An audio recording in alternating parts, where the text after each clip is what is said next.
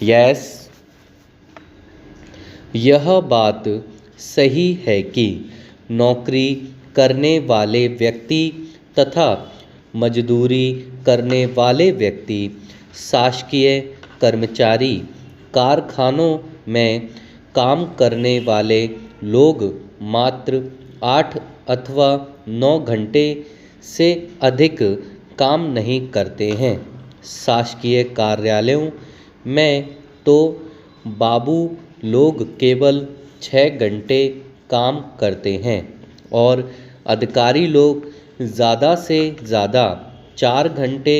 परंतु इस व्यवसाय में एक अधिवक्ता के लिए प्रत्येक दिन यदि उसकी वकालत अच्छी है अर्थात वह ख्याति प्राप्त है तो उसे कम से कम 12 से 14 घंटे काम करना होगा और यदि मध्यम श्रेणी की वकालत है तो उसे 14 घंटे काम करना होगा।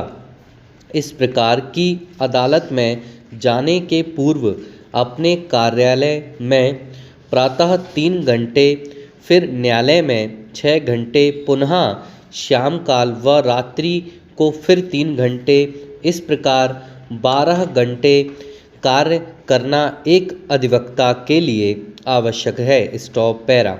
उन महाविद्यालयों में जहाँ विधि की शिक्षा दी जाती है वहाँ मात्र आपको इस विषय पर केवल सिद्धांत संबंधी ज्ञान प्रदान किया जाता है, परंतु जिस प्रकार कुशलतापूर्वक विधि को प्रकरण पर लागू किया जाए इस संबंध में वहाँ कुछ नहीं पढ़ाया जाता।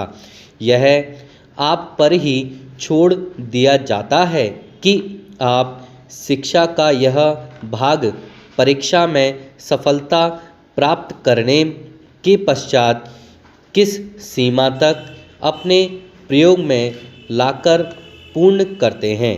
Stop para. यदि आप किसी प्रकरण में कोई गलती नहीं करना चाहते तो इसके लिए आपको इस बात का ध्यान रखना पड़ेगा कि प्रकरण को किस सीमा तक तैयार किया जाए कि उसमें कोई त्रुटि ना हो।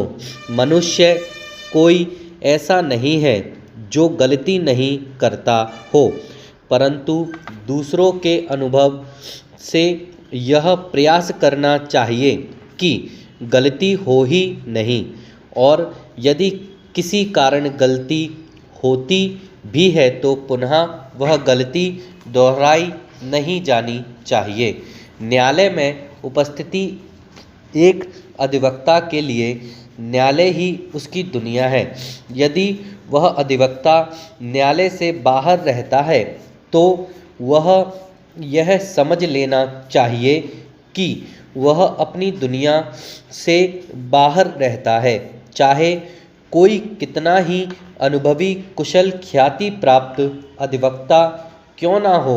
यदि वह न्यायालय में नहीं आता है अथवा न्यायालय से बाहर रहता है तो वह अपनी विद्वता कुशलता अपनी दुनिया के लोगों को अर्थात न्यायालय में मुकदमा लड़ने वाले पक्षकारों को प्रदर्शित नहीं कर सकता है। सने सने उसकी विद्वता उसका अनुभव उसके न्यायालय से बाहर रहने के कारण समाप्त हो जाती है। इस कारण एक कुशल एवं सफल अधिवक्ता के लिए आवश्यक है कि वह अदालत में इस प्रकार जमा रहे कि जिस प्रकार युद्ध के मैदान में एक योद्धा जमा रहता है। एक अधिवक्ता को अपनी वेशभूषा भी न्यायालय में इस प्रकार की पहन कर आना चाहिए जिससे वह दिखे कि वास्तव में कोई अधिवक्ता आ रहा है। स्टॉप।